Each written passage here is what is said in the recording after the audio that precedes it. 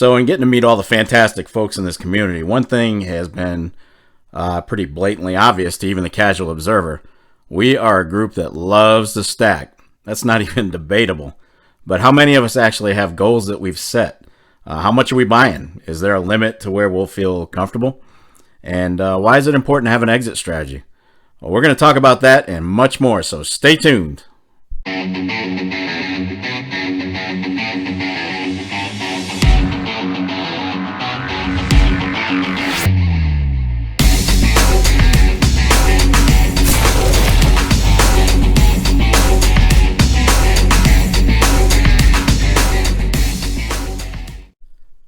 What do you say, YouTube? Welcome to another edition of the Silver and Gold Stack Attack. Folks, it's been one hell of a week, and I'm thankful this one's over. I need some downtime, seriously. Much appreciation to you for stopping by and checking out the video today. And if you'd like to help support the channel, then why not jab that thumbs up button, scribble out a comment down below, and subscribe if you haven't done so already. The support really does mean a lot, and the channel's making that climb to 1,000 subs. We'll get there eventually. Seriously though, you guys have been amazing, and I appreciate it. So, I got an email last week from a local stacker who was relatively new to the game. I'm not sure why he picked me because, let's face it, I'm about as close to being a financial guru as I am to marrying Gal Gadot, who plays Wonder Woman. FYI, I rarely have any Hollywood crushes since I think the majority of them are, well, bat crap crazy to be honest. But she is amazing. Anyway, his question went a little like this.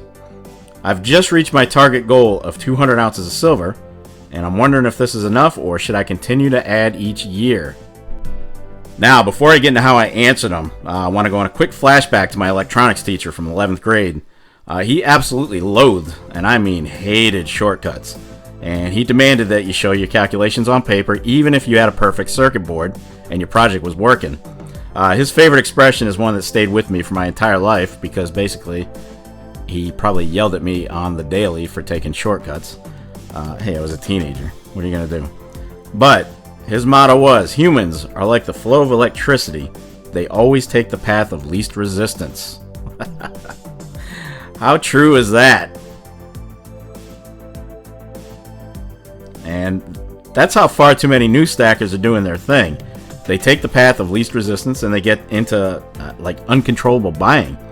Hell, it's easy to take your budgeted metal money and buy silver, gold, and whatever else you're into, but it takes some forward thinking to have a plan, set goals, and to even have an exit strategy should the time come. Don't count on someone else to do your thinking for you. Now, I know most of the viewers on this channel are too smart for that, and this is really basic to them, but you know, maybe there are a few new stackers out there who need to hear that. So, what answer did I give him? Well, what I told him is it's going to depend on your investment strategy, your portfolio, and the reason you're stacking in the first damn place. What percentage of your portfolio should be in precious metals? That's debatable, but most experts will tell you 5 to 10%, not including real estate. But do you hold other assets like real estate? Are you looking to use your stack as a savings account, a hedge against inflation? I mean, you can really come up with a lot of answers by asking yourself these questions, which is what I did. And I also asked if he just wanted a small amount of precious metals to diversify his portfolio, since, you know, some folks do just that. They buy a set amount of precious metals and they sit on them. His answer? Nah, I'm in total accumulation mode. So basically he just saw that a lot of people on YouTube were stacking silver, and he got hit with a case of the FOMO monster from Mars invading his brain. Now, once again, I reiterated to him that I was the wrong guy to ask on how to spend his money and set his goal limits, but I did ask if he had any plans for diversifying in gold a little bit. You know, we don't want to put all our eggs in one basket. He said, nope, it's out of my price range. Now, I'll give him kudos on that answer. He set a budget limit and he stuck to it. And I've known far too many stackers who, in their race to accumulate metals, disregarded their financial obligations, fell far behind, and ended up selling their stack just to cover the bills they should have been paying in the first place. What's the freaking point of that? In the end, only you can decide what your thresholds are when it comes to investing your hard-earned money. So the big question, when is enough enough? Well, I'm not going to answer that question for everyone watching this video, for the very reasons I stated before.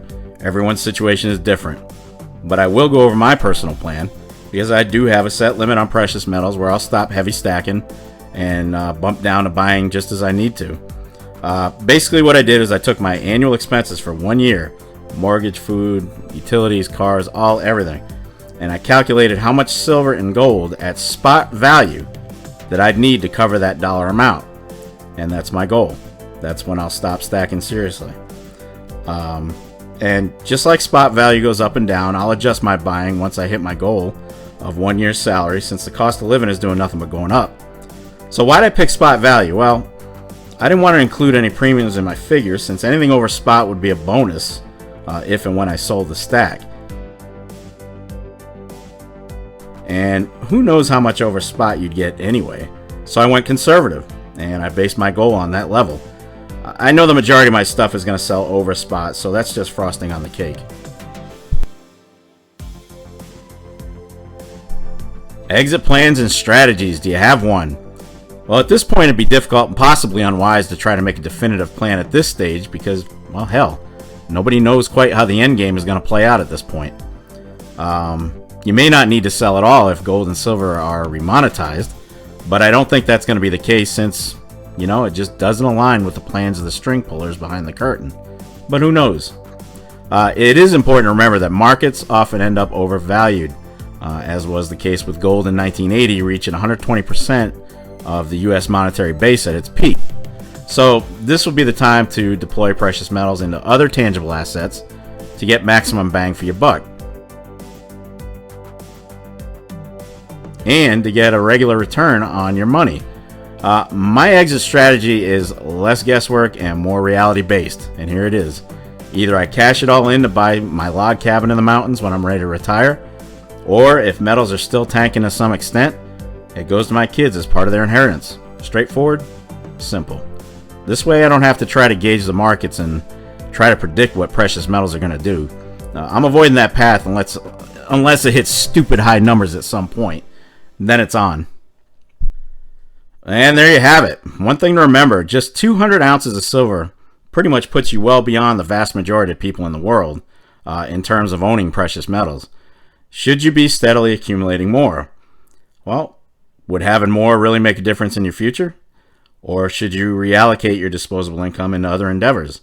These are questions that only you can answer. And they're tough ones because, let's face it, our future's on the line. So put some thought into it. And that is going to wrap it up for this episode of the Silver and Gold Stack Attack. If you made it this far, kudos to you. I will definitely catch up with you in the next episode, but in the meantime, you know the drill.